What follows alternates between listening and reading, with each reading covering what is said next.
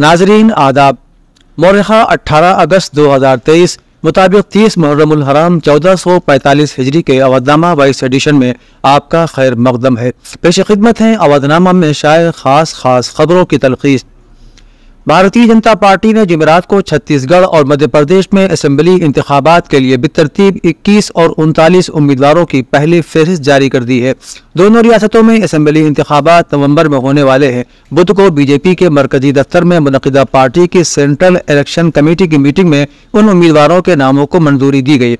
वज़ीर आज़म नरेंद्र मोदी की मौजूदगी में होने वाली इस मीटिंग की सदारत बीजेपी के सदर जगत प्रकाश नड्डा ने की, जबकि वज़ीर दिफा राजनाथ सिंह, वज़ीर दाखिला अमित शाह, मध्य प्रदेश के वज़ीर आला शिवराज सिंह चौहान, छत्तीसगढ़ के साबिक वज़ीर आला डॉक्टर रमन सिंह और पार्टी की कौमी तंजीम के जनरल सेक्रेटरी BL संतोष भी मीटिंग में मौजूद थे। ज्ञानवापी केस में हिंदू फरीक़ैन ने अदालती अमल से बाहर मुफाहमत की बहस को मुस्तरद कर दिया है। हिंदू फरीक की जानिब से चीफ एडवोकेट विष्णु जैन ने मीडिया से बात करते हुए किसी भी किस्म की मुफाहमत से इनकार किया। उन्होंने कहा कि हिंदू फरीक ने मस्जिद कमेटी को बातचीत के लिए कोई दावत नहीं दी है और न ही किसी किस्म की बातचीत की जा सकती है। विष्णु जैन ने कहा कि चूंकि यह मामला रिप्रेजेंटेशन एक्ट के तहत अदालत में चल रहा है, इसलिए कोई भी फरीक अपने तौर पर बातचीत नहीं कर सकता। इस तरह के सर्वे के दौरान इस तरह की बातचीत की दावत देना सरासर नाइंसाफी है, जो हिंदू फरीक को बिल्कुल भी कबूल नहीं है। उन्होंने कहा कि किसी भी सूरत में कोई समझौता नहीं किया जाएगा। बिल्किस बानो केस में कसूरवारों की रिहाई पर सुप्रीम कोर्ट ने सवालात उठाए हैं।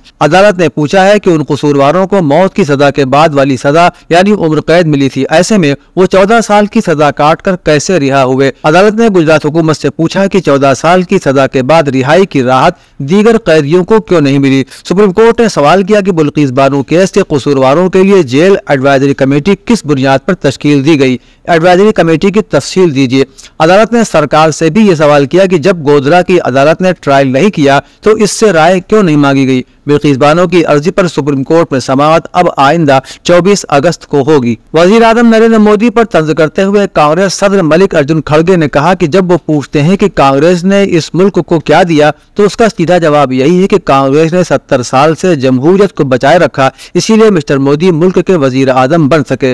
मिस्टर खड़गे ने जुमेरात को यहाँ तालकटोरा स्टेडियम में मुनक़िदा महिला कांग्रेस के कौमी कन्वेंशन प्रतिज्ञा उज्ज्वल भारत की के ओहदेदारों से खिताब करते हुए कहा कि मिस्टर मोदी बार बार सवाल करते हैं कि कांग्रेस ने 70 वर्षों में क्या किया, जबकि दीगर कई पार्टियों की भी इस अरसे में हुकूमत रही है, लेकिन वो अक्सर कांग्रेस से ही सवाल पूछते हैं। उन्होंने कहा कि मोदी जी बोलते हैं कि कांग्रेस ने 70 सालों में क्या किया, तो हमने जमहूरियत और आइन को बचा कर रखा। मध्य प्रदेश के विदिशा जिले के एक गांव के दलित सरपंच ने इल्जाम लगाया कि उन्हें यौम आज़ादी पर एक स्कूल में तिरंगा लहराने की इजाजत नहीं दी गई। सरोंज में भगवंतपुर ग्राम पंचायत के सरपंच ब्रीलाल अहिरवार ने इल्जाम लगाया कि स्कूल के आला कास्ट के टीचर ने उन्हें झंडा लहराने की इजाजत नहीं दी और दलित होने की वजह से उनकी तौहीन की। उन्होंने प्रिंसिपल पर उनके खिलाफ जात पात पर मबनी तबसरा करने का भी इल्जाम लगाया। उन्होंने कहा कि पंचायती राज एक्ट की दफात के तहत झंडा लहराने का हक सिर्फ सरपंच को है।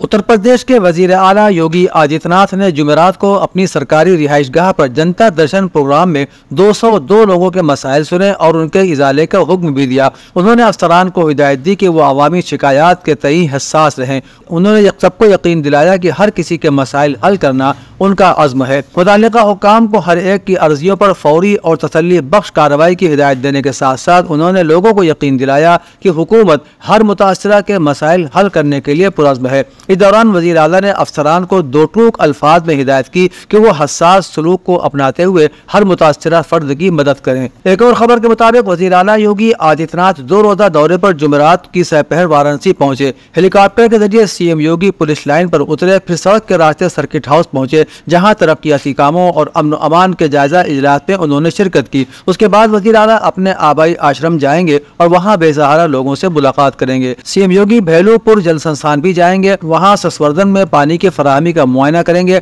बाद में श्री काशी विश्वनाथ धाम और काल भैरव मंदिर जाएंगे और पूजा करेंगे। ख्वाजा मोइनुद्दीन चिश्ती लैंग्वेज यूनिवर्सिटी के शोबे उर्दू में उर्दू गज़ल का इर्तिका के मौजू पर एक खुसूसी लेक्चर का एहतमाम किया गया। लखनऊ यूनिवर्सिटी में शोबे उर्दू के उस्ताद प्रोफेसर अब्बास रज़ा नैयर ने उर्दू गज़ल के तदरीजी इर्तिका पर कदर तफसील से रोशनी डाली। उन्होंने कहा कि उर्दू गज़ल के इर्तिका की रुदात बहुत दिलचस्प और हैरान कुन है। इस रुदात में बाद मकामात ऐसे भी आते हैं जो ये साबित करते हैं कि इस सिन्फ के तई नाक़िदीन के गैर मुतवाज़िन रवैये के बावजूद गज़ल का इर्तिकाई सफ़र अपनी खुश उसलूबी के साथ जारी रहा। उन्होंने कहा कि गज़ल के दो मिसरों में एक जहानी मानी आबाद रहता है जिससे आगही उसी बालिग नज़र को हो सकती है जो गज़ल की रिवायत और उस रवायत से वाबस्ता उस तहजीब से भी वाकफियत रखता हो। ऑल इंडिया मुस्लिम मजलिस के दफ्तर तकिया पीर जलील कैसरबाग लखनऊ में यौम आज़ादी के 77वीं सालगिरह पर पार्टी के रियासती सदर मोहम्मद नदीम सिद्दीकी, एडवोकेट और जनरल सेक्रेटरी मोहम्मद इरफान खान कादरी ने परचम कुशाई की और कहा कि जिस आज़ादी के हुसूल के लिए मुसलमानों ने अजीम कुर्बानियाँ दी, दिल्ली से आगरा तक दरख्तों पर हजारों की तादाद में उलमा हजरात को फांसी पर लटकाया गया,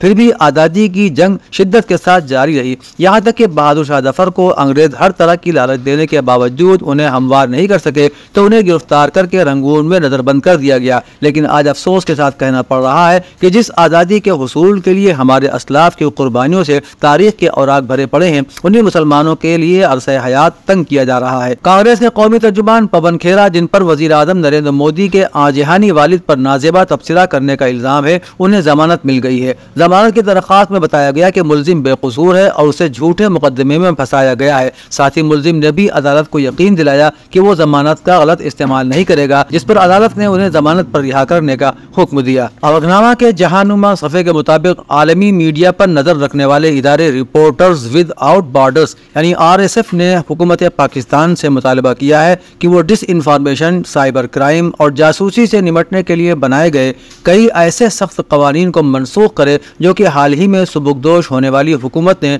असेंबली तहलील होने से महज कुछ अरसा पहले पार्लियामेंट से मंजूर करवाए थे।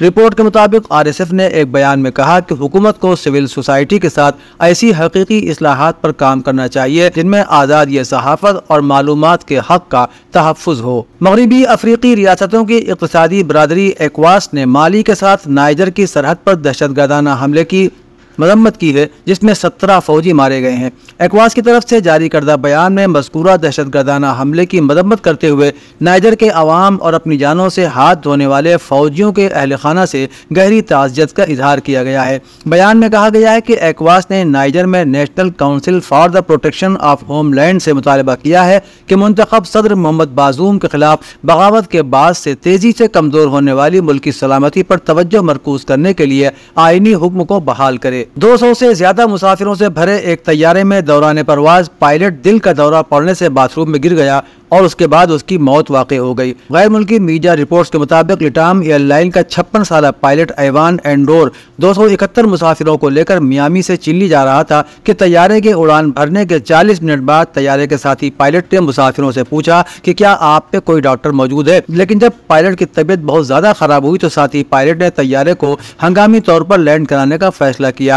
मीडिया रिपोर्ट्स के मुताबिक तैयारे को पनामा के इंटरनेशनल एयरपोर्ट पर हंगामी लैंडिंग कराई गई और फौरी तौर पर एक नर्स और एक डॉक्टर पायलट को इमदाद देने के लिए तैयारे में पहुंचे, लेकिन वो पायलट की जान न बचा सके। ईरानी वजीर खारिजा हुसैन अमीर अब्दुल्लाहियान सऊदी अरब पहुंच गए हैं और अपने हम मनसब शहजादा फैसल बिन फरहान से अहम मुलाकात करेंगे, जिसमें दोनों ममालिक के दरमियान सिफारती ताल्लुकात की बहाली के हवाले से बातचीत शामिल है। सऊदी वजीर खारिजा शहजादा फैसल बिन फरहान ने अपने ईरानी हम मनसब हुसैन अमीर अब्दुल्लाहियान का पुरतफाक इस्तकबाल किया। याद रहे कि चीन की सालिसी में सऊदी अरब और ईरान के दरमियान 2016 से मुनक़ते सिफारती ताल्लुकात की बहाली पर इत्तेफाक हो गया है, जिसके बाद दोनों ममालिक ने एक दूसरे के यहाँ अपने सफ़ीर तैनात कर दिए हैं। याद रहे कि सऊदी अरब में एक शिया आलिम को 2016 में फांसी दी गई थी, जिस पर तेहरान में सऊदी सिफारत खाने और मशहद में कौंसिल खाने पर मुजाहिरीन ने धावा बोल दिया था। इस वाक़े के बाद से दोनों के सिफारती ताल्लुकात मुनक़ते हो गए थे, लेकिन अब चीन की सालिसी में दोनों के ताल्लुकात बहाल हो चुके हैं। अवधनामा में शाये मज़ामीन को मुकम्मल तौर पर पढ़ने के लिए अवधनामा की वेबसाइट www.awadhnama.com पर विजिट करें और ई पेपर पर क्लिक करें।